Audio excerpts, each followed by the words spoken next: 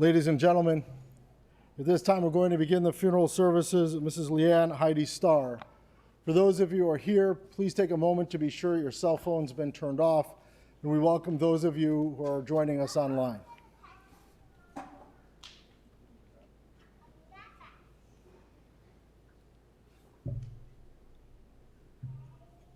Hey, David? David? Are these going on? Are these going on? Is this going on for them to see the remote people? When they're doing it. Oh, just when they're doing it. Okay.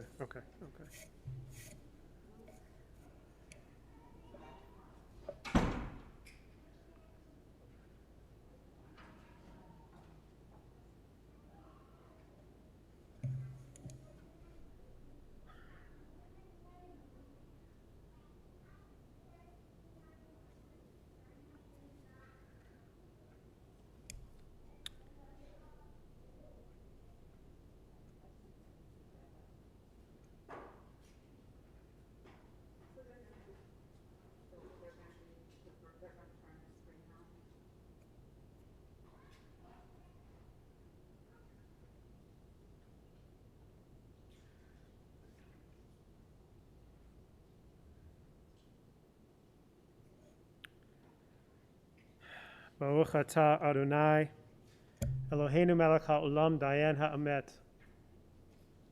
We praise you, Adonai, our God, creator of the universe, judge of truth. I really don't know how to start this.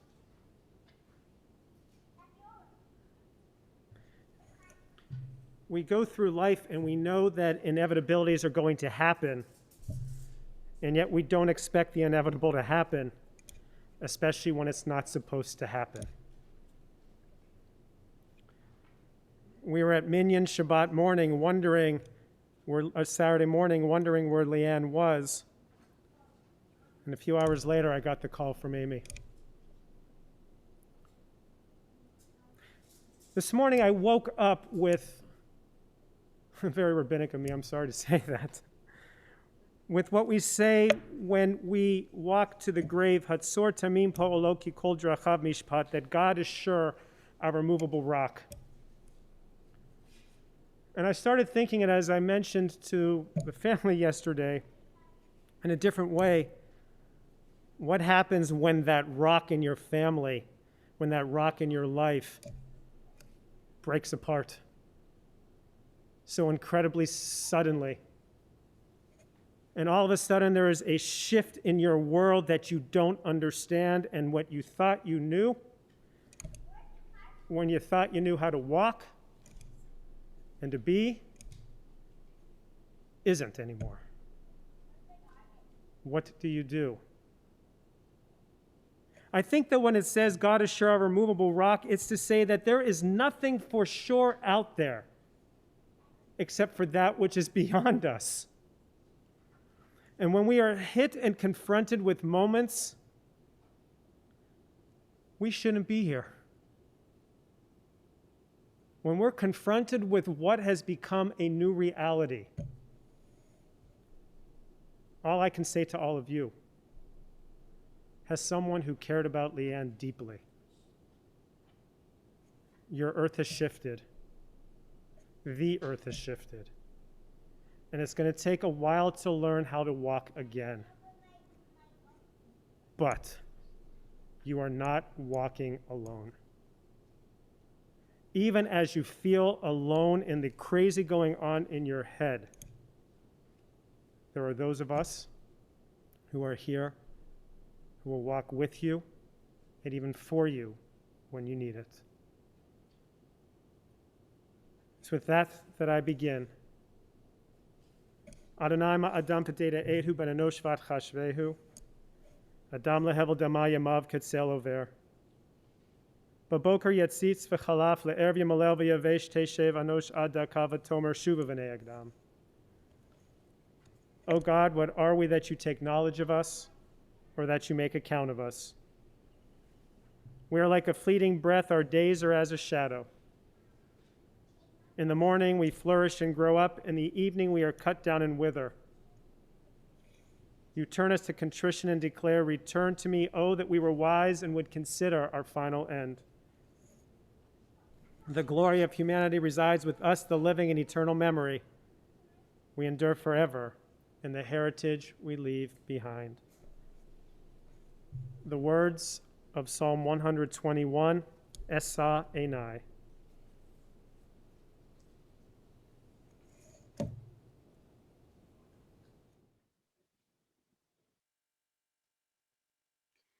Adonai roi lo echsa bino sheyarbitzeni el mei menuchot yenaleni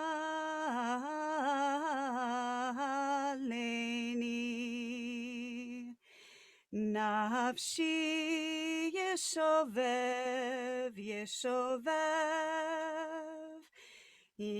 yancheni v'magle tzedek yancheni v'magle tzedek leman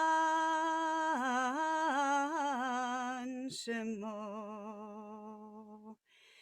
gam kilech begetz al mavet lo irara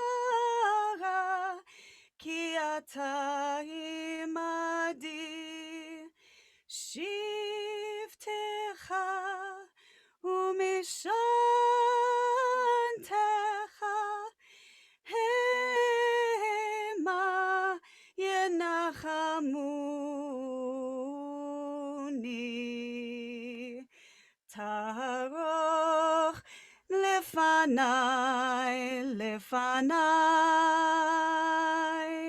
shulchan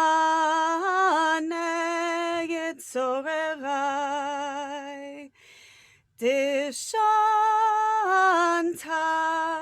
vashem and roshi kosi revayai ach tov v'chesed yirdefuni kol yemei chayai v'shavti beveit Adonai leorech yamim Adonai roi lo echsa Adonai roi lo echsa.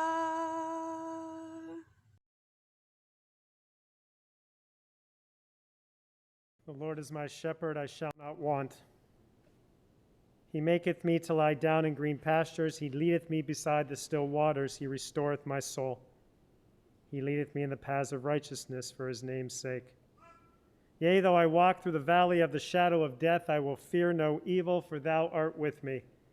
Thy rod and thy staff, they comfort me. Thou preparest a table before me in the presence of mine enemies. Thou hast anointed my head with oil. My cup runneth over. Surely goodness and mercy shall follow me all the days of my life, and I will dwell in the house of the Lord forever.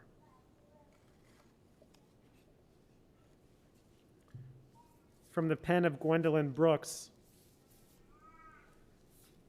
one of Leanne's favorite poets. As many of you here know, or actually probably all of you know, Gwendolyn was quoted as to how she found out that she won the Pulitzer, and that was from Leanne's dad. She writes, Gwendolyn, at 6 o'clock, called by Jack Starr, a star reporter of Chicago Sun-Times, who said, congratulations, and I said, on what? And he said, you just won the Pulitzer Prize for poetry. I screamed. I want to read one of her poems in honor and memory of Leanne, titled Speech to the Young, Speech to the Progress Toward. Say to them, say to the downkeepers, the sun slappers, the self-soilers, the harmony hushers, even if you are not ready for day, it cannot always be night. You will be right, for that is the hard home run. Live not for battles won, live not for the end of the song, live in the along.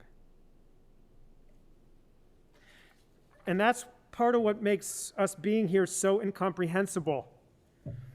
As I mentioned the family yesterday, in all my years of knowing Leanne, and I've known her my 22 years here, I had never seen her so happy. I had never seen her so much in the moment. I never saw her like I have as of late, with so much to do, with such energy, with such vivacity, not just for herself and her interest and for you, John, and for the kids and the grandkids and family, but for the world.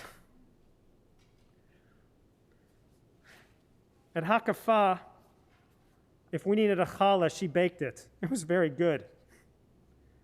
If we needed somebody to be at a Just Harvest to serve a meal, she was there. Now, to some extent, she's always been that way. But it's incomprehensible that at the height of happiness comes the suddenness of the end. As I was thinking about what to say to introduce those of you who are going to be speaking, everything sounded trite to me, so I'm going to stay trite and acknowledge it. And I'm going to tell you that what I came to with this was what so many people write on the bottom of their emails after their signatures, and it's that Maya Angelou quote, where she said, I've learned that people won't forget what you said, people will forget what you said, people will forget what you did, but people will never forget how you made them feel. There'll be opportunities later on at Shiva for you to hear about all that she did for everybody. I want to talk about how she made me feel. Very typical of Leanne. According to Jewish tradition, every 28 years, the sun returns back to its initial place in the sky. And there's a service called Birkat HaChama, the blessing of the sun, that we at Hakafah decided to do, I don't remember how many years ago now it was. Sarah and I put together a service and waited incredibly anxiously for folks to show up. Leanne was the only one who showed up. It was early in the morning, she showed up. Not even the house at which we had it did the people show up. And what was great, it was a little 10-minute service, and I know Sarah's watching. She'll remember it was the three of us. Maybe one of Sarah's kids was there too, I don't remember. And what I remember most about it was after the little 10-minute service, Leanne found the way to, because she was very good at this as well, to come and tell me that she found 2 typos in it. The other 2 times I want to speak of, and there's so many of them, are personal. I found out that my mother was about to die as I was driving to Leanne's house 2 years ago for Minyan. I was about 3 blocks from her house because Leanne hosted Minyan for us for half the year, and Leanne was the first person I called. And to let her know that I had to turn around to go be with my mother, I said, so Leanne, feel free to cancel Minyan. John, I think you were there. I wasn't, but what I was told is that Leanne afterwards hung up with me and decided, no, we're going to have the Minyan, and we're going to do it in Bruce's mom's memory.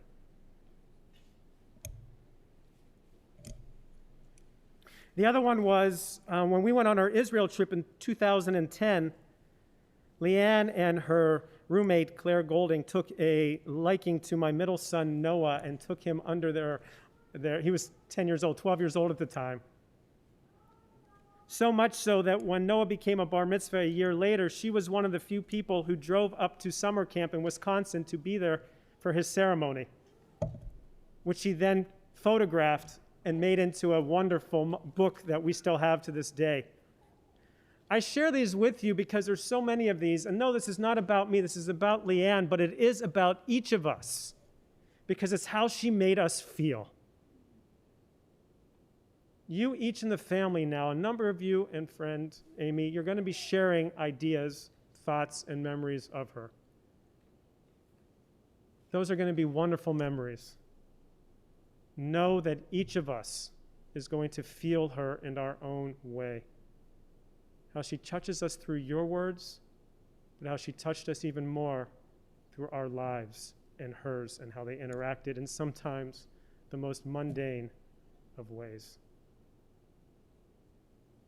I understand that those are just words, and they'll never take away the pain and the confusion, but I offer them with love for her, and by extension, for love of all of you.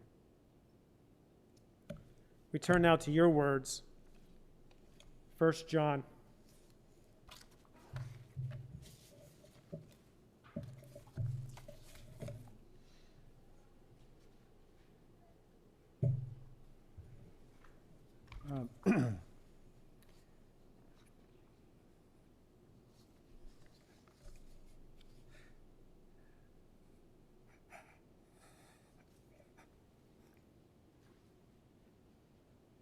Before I say anything, I thought about last Thursday night, and I was at Leanne's house, and we were really happy because our national tragedy was over. And she was talking about all the nice things that she wanted to do, and that she was getting ready for her vaccine so that she could go and visit her her grandchildren and her daughters, and she was so happy. And today all I can think of is a saying, man plans and God laughs. And so now I'll begin. Let me introduce myself. I'm John. Sounds like I'm a member of Bill. I'm John, Leanne's fiancé. I'm the guy you see standing to the right of Leanne in some of the photos. And believe me, I appreciate the privilege of being in her spotlight. Speaking before a group is probably one of the hardest things to do, except giving birth or suffering from a gallbladder attack, because I experienced one of those, and I'll let you guess which one. Today, I probably cannot tell you many new things about Leanne that most of you don't know already. Leanne went by many names: Heidi, Mother, Mom, Grandma Leanne, and Gaga. She was the most brilliant, accomplished, loving, caring person I've ever met, with the most charming and beautiful smile I've ever seen. Her cooking skills were legendary. Her brisket, her chicken soup, her cookies, her scones, and her challah, to name a few. Give her a minute, and she could whip up a banquet. And unlike my late mother-in-law, Leanne would gladly give you her recipes without holding back that secret ingredient. Over the years that I knew Leanne, I would bring up a location, a place I've been to, a city, and she would say, without bragging, that she had been there, sometimes twice. Then I would start finding more remote places, and most times the answer would still be yes. On a vacation in Arles, France, where Van Gogh painted some of his best paintings, we visited a Roman Colosseum, and there on the wall, like the legendary World War II graffiti, Kilroy was here, was scratched, Leanne was here. It's true. I can show you the photos. I imagine the angels talking to her now, scratching their celestial heads and wondering how she got to all those places without wings.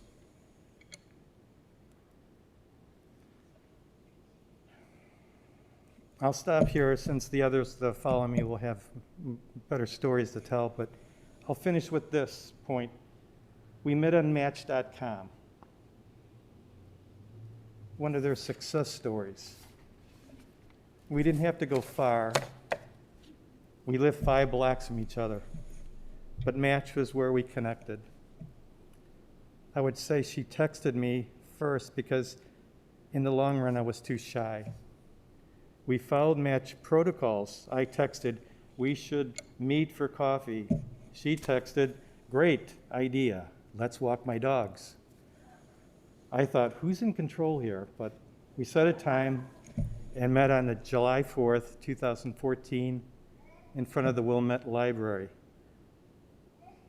I was so nervous, but she just smiled, and off we walked, all the way around Indian Hills Country Club. And in a mere 2 hours and 9 miles later, I found myself standing with her and her dogs before her beautiful house. She asked if I wanted to come in, see the house, and have that cup of coffee now. But her smile said,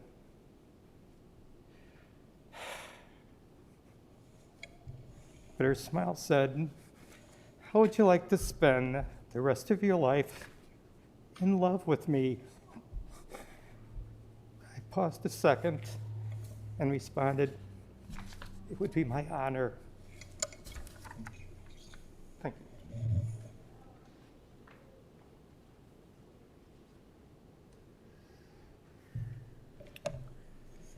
Maya, and then Brooke, and then Gira.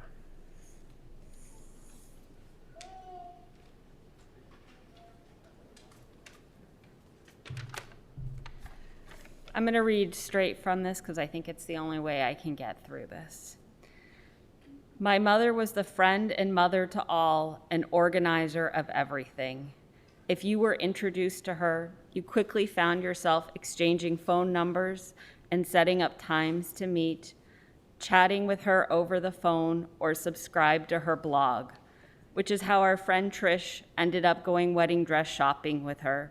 Her friends ended up invited to our family get-togethers, and any number of a dozen of my friends received personalized tours of Chicago, whether they had asked or not.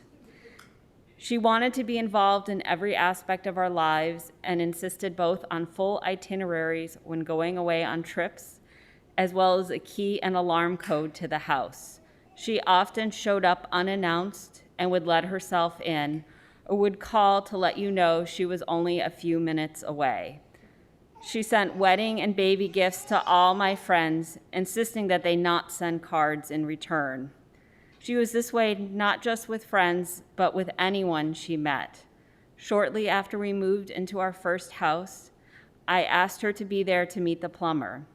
I came home from work that afternoon to discover that while the sink was not completely installed, the plumber did know my entire life story.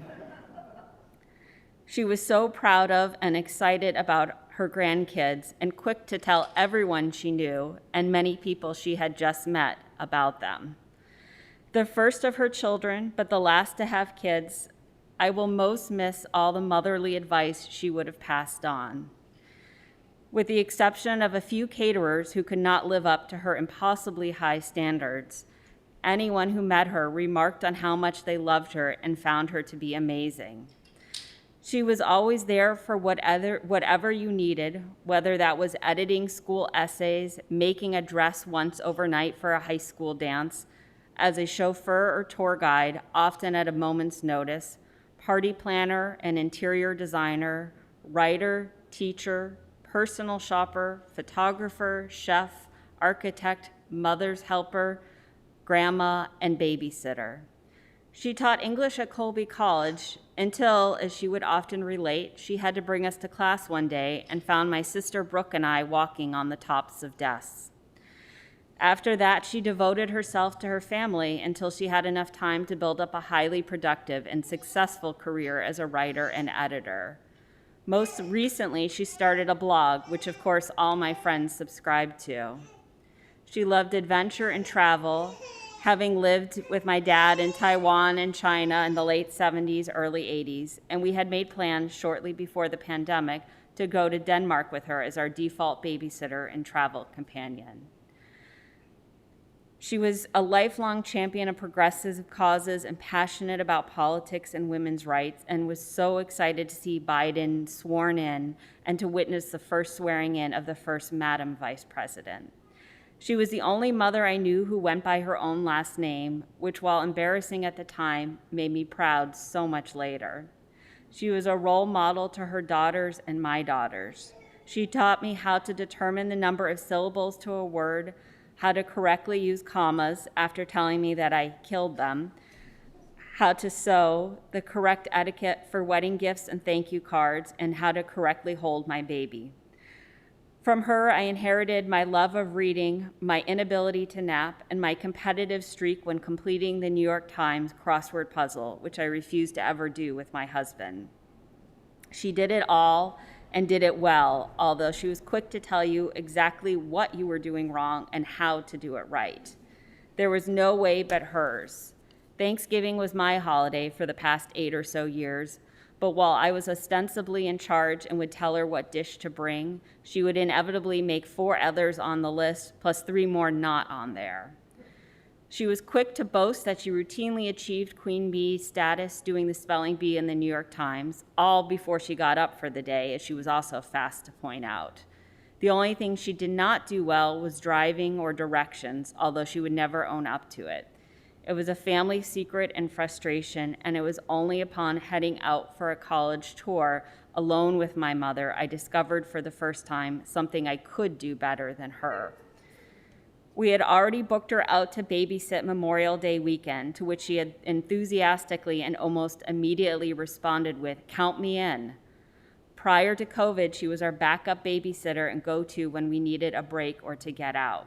She taught me to never show up empty-handed, and no matter how distant the relationship or friend, sent wedding or new baby gifts. She always remembered and celebrated our birthdays, anniversaries, Hanukkah, Valentine's Day, sometimes making a bigger deal out of them than her own spouses did. Although if you asked her what she wanted, she would always say nothing. Every year, she gave all the grandkids matching pajamas and coordinated outfits, which they wear today. For the grandkids' birthdays, she always made special number cookies and a surprise Mylar balloon. And this is what I want to end on. While we sometimes rolled our eyes at my mother for planning too much and too far in advance, as a result of her forethought, when we went to her house this weekend, we discovered both a beautifully wrapped handmade album that she had created for Lucy's first birthday, as well as the #1 cookies already made and stored away in her freezer. Tomorrow, when I take those cookies out for Lucy's birthday, unwrap the gift, and let Lucy try her first taste of ice cream, also a favorite of my mother's, she will be celebrating with us, just as she would have in life, which is appropriate given Lucy's name. From almost the moment I discovered I was pregnant with my youngest daughter, I decided to name her Lucy to honor my parents, Leanne and Lee, and was happy to discover that, while not our Jewish custom, in Sephardic tradition, you name after a living relative. Now, as in our Ashkenazi custom, Lucy's name will continue to honor her grandmother, Leanne, after her passing.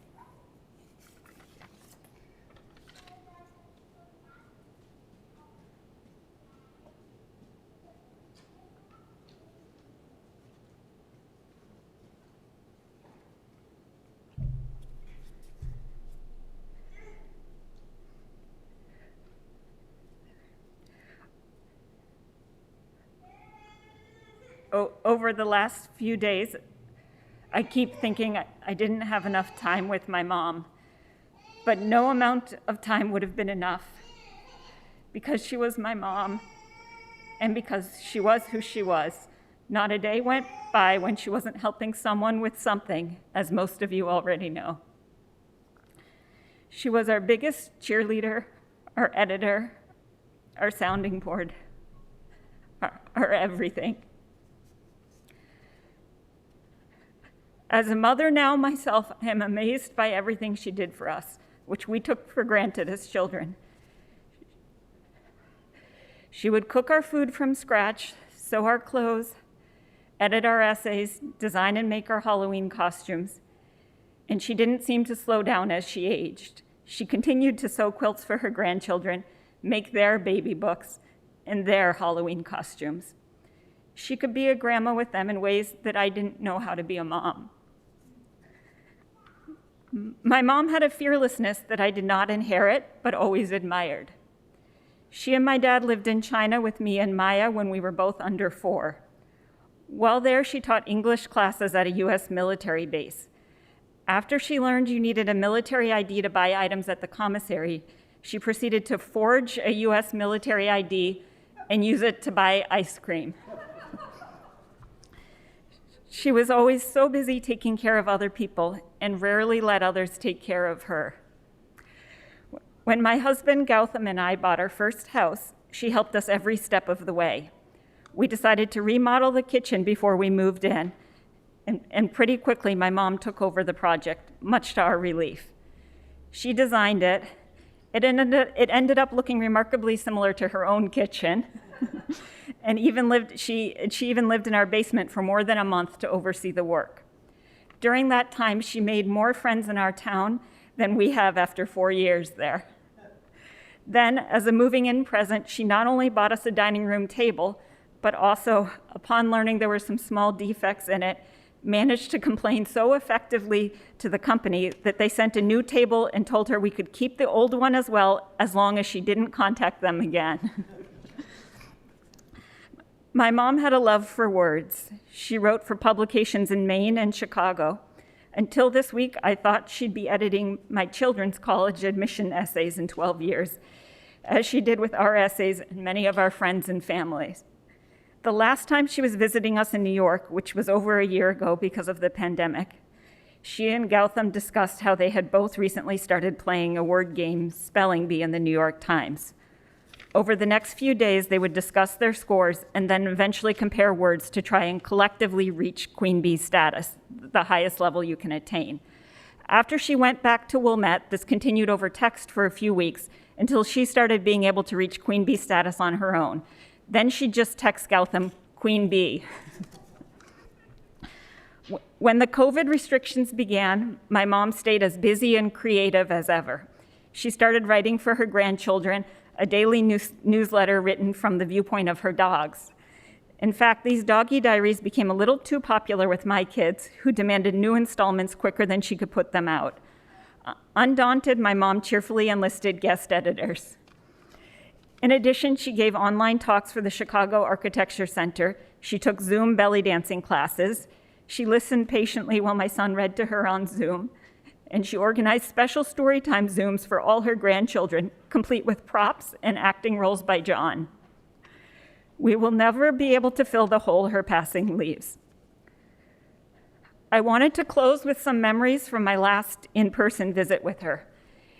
In July, we decided the pandemic was at a low enough point to drive here from New York. When we arrived at 1 a.m., she was waiting outside for us with a giant smile. When we got inside her house, she had food she'd made, even though she knew we ate on the road. We got upstairs to find she'd already moved the bed in her spare room for us, on her own, of course. As we brought our stuff inside, she started reading bedtime stories to my children, Avi and Naveen. They were so happy to see her despite the hour. I am so grateful for the wonderful week we had with her. The night before we left, as Gautam and I were packing, she was sewing more masks for us to our exacting specifications. Avi stayed up late, sitting next to her, talking about how the sewing machine worked and other things. As much as my heart aches for my mother right now, I know I will find a way to continue on and have a full life because my mom was so incredibly strong and never gave up, and she taught her daughters how to be like that too.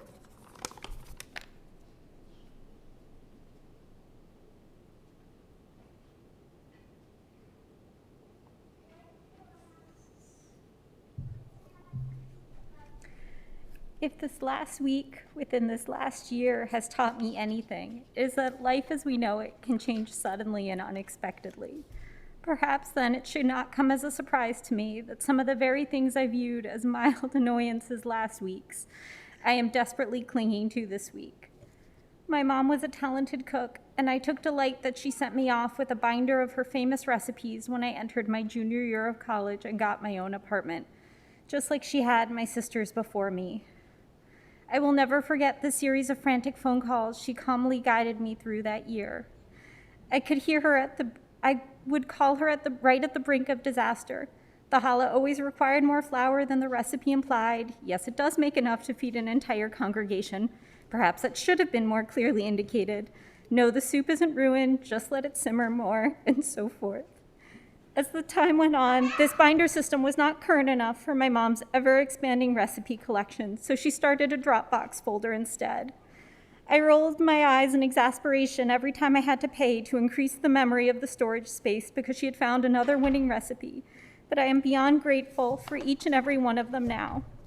I see in those folders the Vietnamese noodle dish I raved about at a potluck as a teenager, for which she promptly procured the recipe. I see the banana mascarpone cake she made for my graduation and I used for my daughter's first birthday. I see the scone recipe my 3-year-old would beg her to make whenever he saw her on FaceTime. Each time she would laugh and tell him firmly not to expect her to make scones before every visit, and yet each time we stopped by to wave through the window, she would pull out a lettuce container filled with scones to leave by her door, often still warm from the oven. My husband and I often joked about how much lettuce she must eat to sustain that system, but as I am looking at the almost empty container on my counter from a little more than a week ago while I write this, I am nothing but grateful.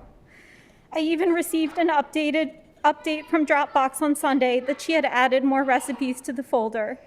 On Thursday, she had apparently added 3 more dishes, the leftovers of which I could still see in her fridge.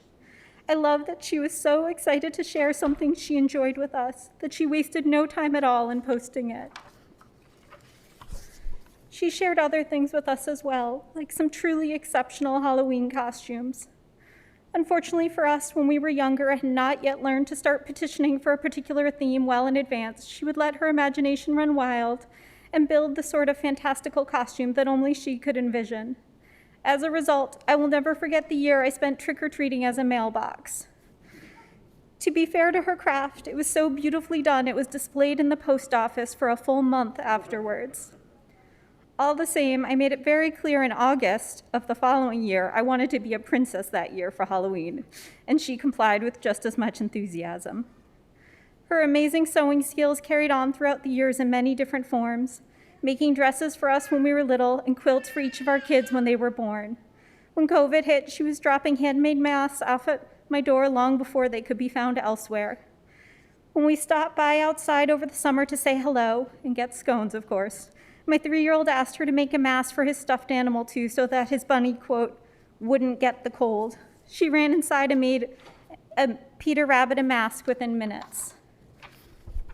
That moment was not an exception. She was always quick to offer her help to others. From volunteering at Just Harvest, to dropping off a pick-me-up for a friend, to hosting Minion, to pulling enough pens out of her purse to supply an entire Girl Scout troop and still have some left over. If my mom could find a way to help someone who needed it, she was sure to be there, probably with an exacting list and a methodical plan. Speaking of methodical plans, I would be remiss if I did not talk about the 2 great passions my mother and I shared: architecture and compulsive vacation planning. It wasn't until my sister Maya raised this point yesterday that I was reminded that 1, a 5-page vacation itinerary is not the norm for most people for a 3-day trip, and 2, I very much inherited this approach. If you were traveling with my mom, then your trip was sure to include a detailed itinerary with some well-researched restaurants. Architectural destinations were given equal consideration. A drive across Pennsylvania would not be complete without a stop at Falling Water. A trip to Scottsdale necessitated a detour to both Art Casante and Taliesin and West. And a trip to LA could not be complete without a stop at the Eames Foundation, all of which we saw together. As someone whose primary objective on a family vacation was often to get as much sleep as physically possible, I'm not sure how much enthusiasm I raised for any of these not sleeping detours. But my mom was never deterred by this, and for that I am grateful, since I remember each of those buildings both vividly and fondly. Although, because I am my mother's daughter, I like some more than others, and I'm happy to share my thoughts on them privately. My mom also had a love of writing and was an astute editor. At some point in school in Maine, a letter was sent home to the parents. My mother, with her rapt attention for spelling and grammar, was said to have redlined the letter and returned it to the school. With the details murky, I might have questioned the accuracy of the story if I had not witnessed so many variations of this throughout my life. In college, I would send her emails to say hello, and it would come back with inevitable spelling corrections. She would have been the first person I would have wanted to read the speech over, and I am certain it is less polished and much longer in her absence. There are a lot of things I regret that I did not say to her in this last week, this last year, this lifetime, but there are so many things I am grateful for as well. I am so grateful she got to see Joe Biden become president with Kamala Harris as the vice president, a moment that brought her such happiness she sent a selfie in front of her television to commemorate it. I am grateful she got to meet and hold all 6 of her grandchildren and admire their squishy legs. I am grateful she had John in her life to help bring her so much joy and give her hugs this year when we could not. I am grateful for all the activities she found on which to apply her passions.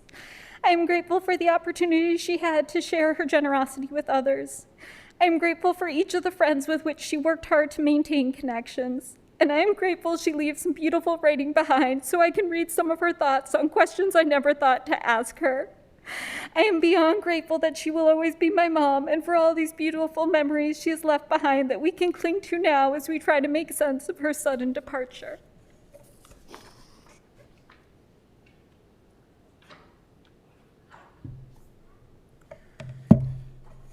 We have 3 more people who are going to speak. First is her sister Amy, who's going to be remote, then Mary, and then friend Amy.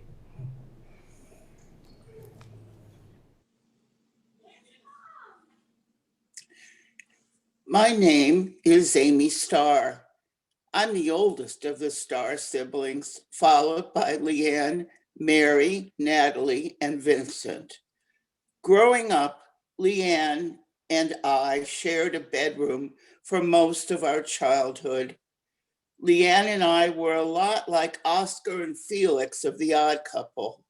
Leanne was always organized and had a strategy for everything, while I did not. But Leanne could develop strategies for both small and huge tasks. Leanne and I were different in many ways. I was dramatic, she was more measured. She found academics an easy challenge. I had to study harder. I liked to make puns while Leanne hated them. But we both liked to write and be creative. We had a tape recorder and would pretend to be roving reporters. Leanne interviewed me as I pretended to be hard at work writing the Bible. We did a clever takeoff about triumphs and difficulties completing this task. We did on-the-street interviews pretending to be famous people who were just awarded the Nobel Peace Prize, but for strange things like inventing deodorant for a grateful public. We were both struck with the simplicity of rock and roll lyrics. So we made up a song that went to basic tune with the following lyrics. Sandy is my bongo queen. She likes to play the bongo scene. Sandy is my bongo queen. Repeat ad nauseum. Oddly, neither one of us were awarded a music contract. Often at bedtime, we would tell each other scary stories we would tell scary stories to each other, but would end up scaring ourselves so badly that neither one of us could go to sleep for hours. Leanne had an amazing ability to organize and strategize. I was so anxious about going away to college for the first time. And Leanne was, of course, still in high school, but she helped me feel more calm by declaring that she would organize my belongings for my college departure. And boy, did she. She pushed our beds together so she'd have more floor room and went through every part of college life and study to organize anything and everything I would need for years.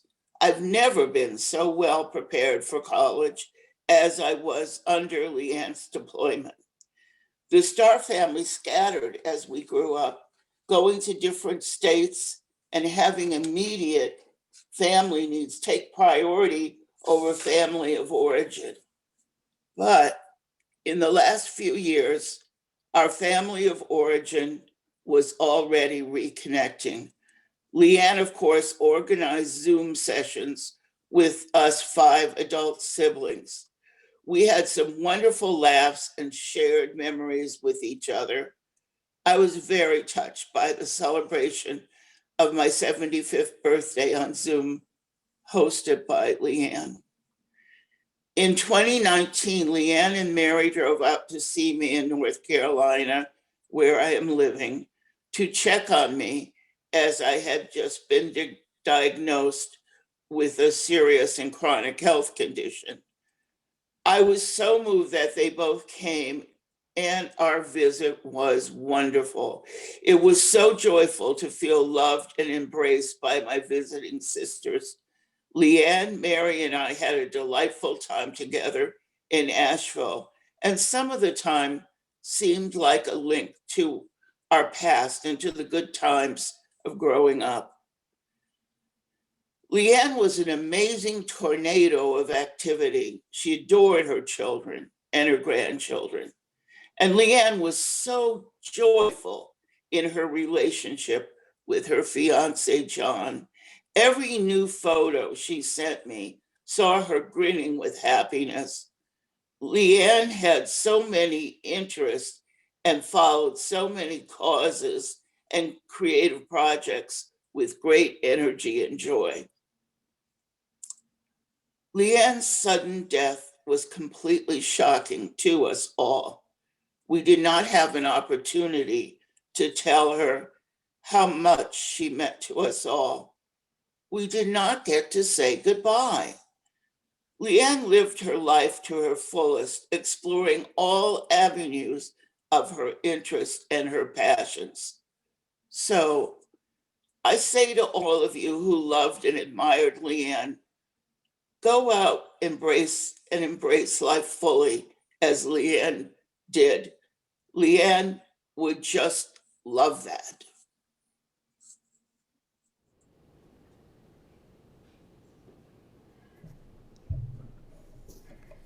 Hello, I am Mary Starr, and I followed after Leanne in a family of 5 siblings. Middle child, known as the peacekeeper. Many middle children in families know this, and as a birth order, I wouldn't recommend it. Often overlooked, disrespected, and risking essential alliances or even bodily harm in order to keep the peace in a sometimes fractious and always very opinionated family such as the Starrs.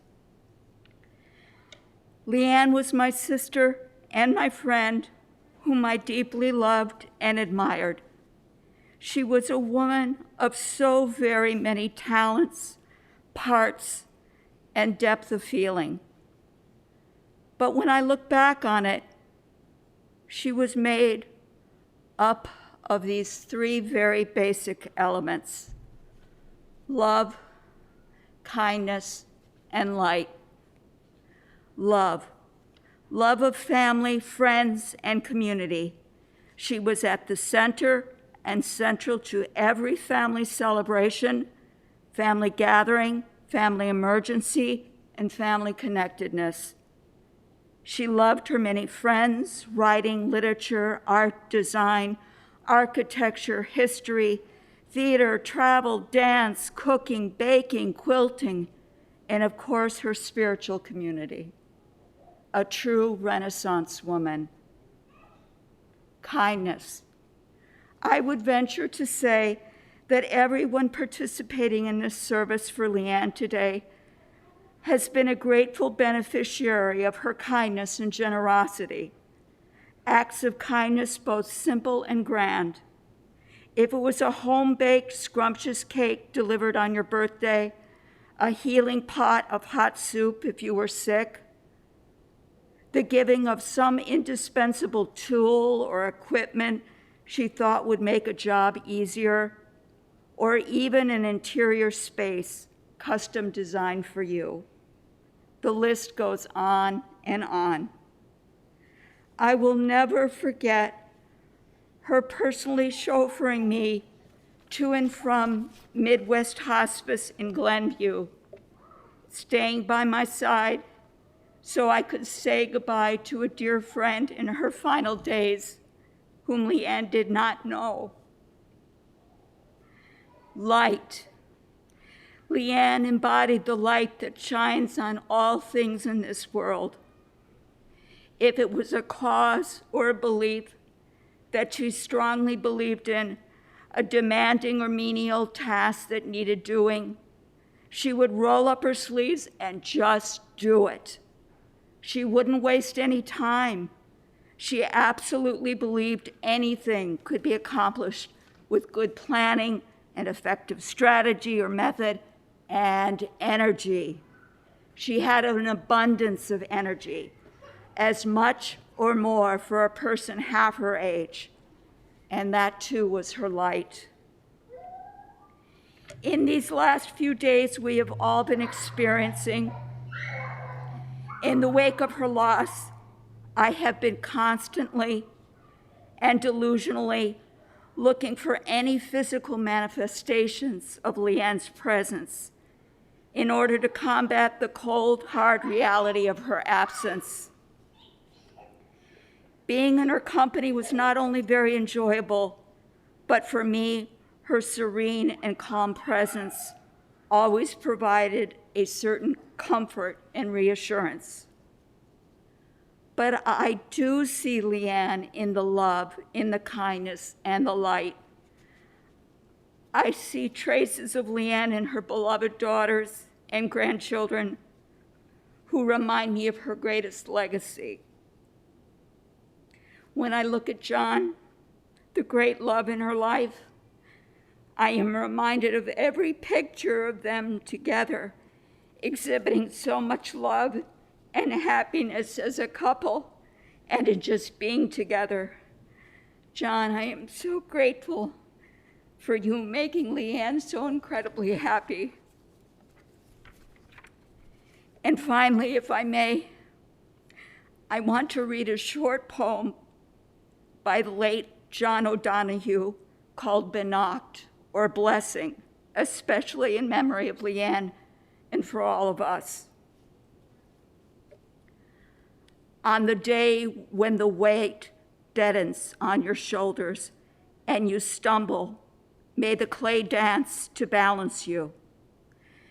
And when your eyes freeze behind the gray window and the ghost of loss gets into you, may a flock of colors, indigo, red, green, and azure blue, come to awaken in you a meadow of delight. When the canvas frays in the sailboat of thought and a stain of ocean blackens beneath you, may there come across the waters a path of yellow moonlight to bring you safely home. May the nourishment of the earth be yours. May the clarity of light be yours. May the fluency of the ocean be yours. May the protection of the ancestors be yours. And so may a slow wind work these words of love around you, an invisible cloak to mind your life.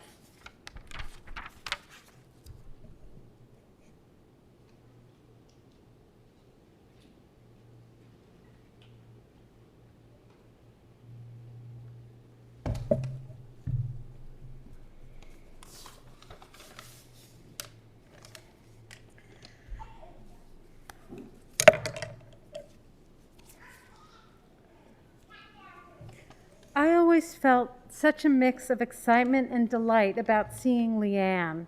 She was so much fun and smart, whip smart, yet so down to earth and always friendly. I always felt so blessed to spend time with her. Whenever I walked up to her beautiful home, I would feel uplifted just by the notion that I was going to see her. Leanne was open-minded, but ready to share opinions that were sound and thoughtful, and she respected and sought out the expertise and views of others. I met Leanne shortly after moving here in 2009.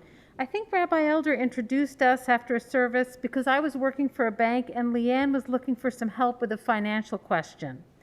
But we quickly discovered a treasure trove of common interests: literature, theater, dance, cooking, and our Jewish roots. We had both spent time in China and Hong Kong, but basically we just really liked each other. She began to invite me into her life, not just me, but my husband Chaz and my young sons. They adored her from day one and have always loved spending time with her. My son Max, now 20, when he came home from college, he would go hang out with Leanne. And he shared this: "My fondest memory with Leanne is from one of the first times I met her. We all went to her house in Winnetka at that time, where she made a delicious Chinese noodle dinner.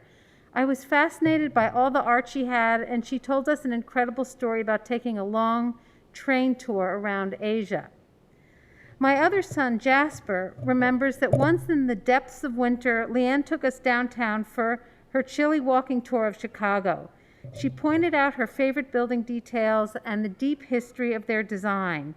You could tell how much passion she had, and even how much more she wanted to share that passion with us, like she did in so many aspects of her life." So as you all know, Leanne was a skillful and insightful performing arts reviewer, and I would often meet her downtown after work, and we'd have a quick sandwich and go to a show. She would very quietly on a pad write her notes in the dark during the performance, and she would also bring chocolate-covered espresso beans to perk us up at intermission. We only got 3 each. And then she would drive me home, and she would sit right down and write her review, and often by the next morning she would have just emailed me a phenomenal review. Leanne lived intentionally and graciously, and her energy amazed me, just as it did for all of you. Now, this was true as she planned dinner party menus or the photo books for her beloved grandchildren or her thoughtful blog posts. She also helped me in ways I never could have helped myself, performing what she called an intervention when she so kindly directed us to clear our clutter, and she rearranged all our furniture so we could sell our house, and it sold in a weekend. Some of the things I learned from Leanne were small, like mango smoothies with almond milk make the best breakfast. But most importantly, she showed me that relationships come first and that they're nurtured through spending time together. Her example was, don't wait, do it, but do it well. Put care and love into your actions and share the joy with others. In this regard, Leanne was a powerful influencer, and her love for John and her wonderful family is a resonant model for me and for all of us in her extended community. Thank you.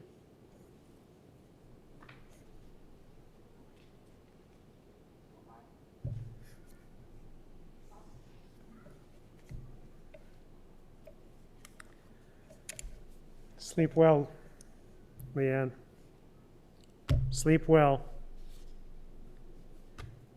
We shouldn't be here. We shouldn't be here.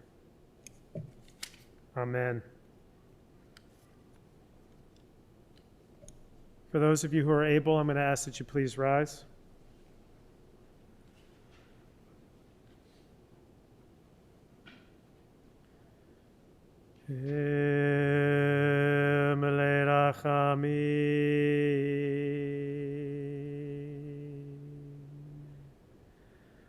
Shochem bamromi, amse menucha nechona, tachat kanfei hashechina. Im kedoshim utoharim kezahar akiyam azirim. את נשמת יקרתנו לאה שלך לעולמה ברחמים יסיריה בסתר כנפיו לעולמים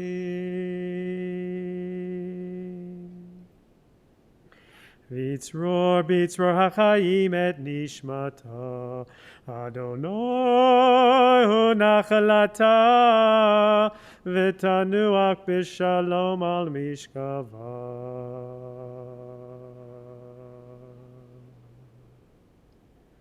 ונאמר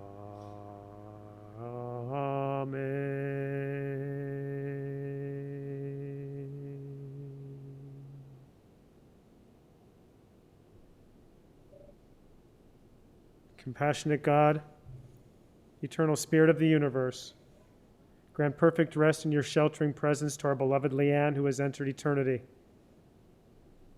O God of mercy, let her find refuge in your eternal presence, and let her soul be bound up in the bond of everlasting life. God is her inheritance. May she rest in peace. Amen. Kaddish Yatom, Mourner's Kaddish. Yit Gadal v'yit Kadash Shemei Rabbah v'alma divra chirute v'yamlich malchute v'chayechon uvyomechon uv'chaye dechol Beit Yisrael b'agala v'zman kariv imru Amen. Yehe Shmei Rabbah mevorach leolam lo me'almaya Yit barach v'yishtabach v'yit pa'ar v'yit roman v'yit naseh V'yit hadar, v'yit alev, v'yit halal, shemei dekud shah barichu. La'ela min kol birchata v'shirata, tushbechata v'nechemata, damiran bi'alma v'imru, Amen. Yehe shlama rabba min shmaya v'chayim aleinu v'al kol Yisrael v'imru, Amen. Oseh shalom b'mromav, hu ya'aseh shalom, aleinu v'al kol Yisrael. The Imru. Amen. You may be seated.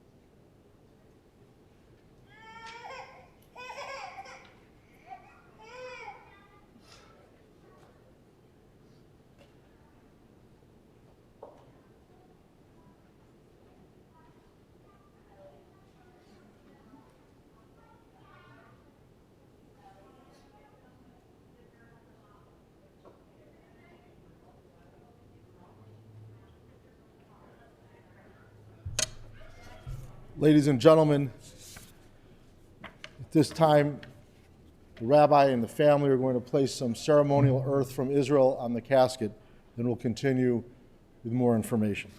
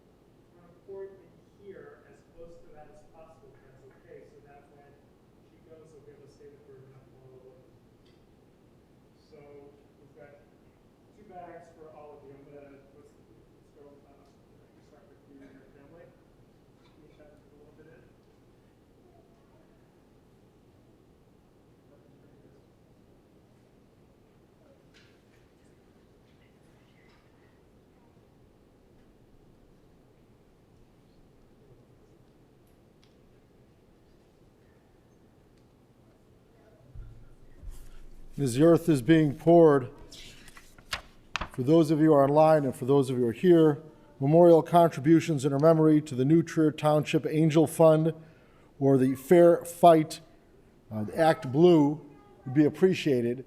For those of you who are online, that information is on our website. For those of you who are here, it's on the service folder, as well as all the Shiva information via doing it through Zoom.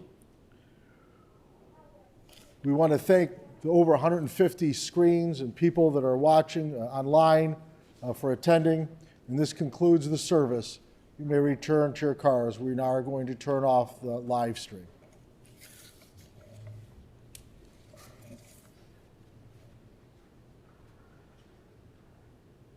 Ladies and gentlemen, once everyone's done placing the earth, the gentlemen are going to escort her casket to the hearse.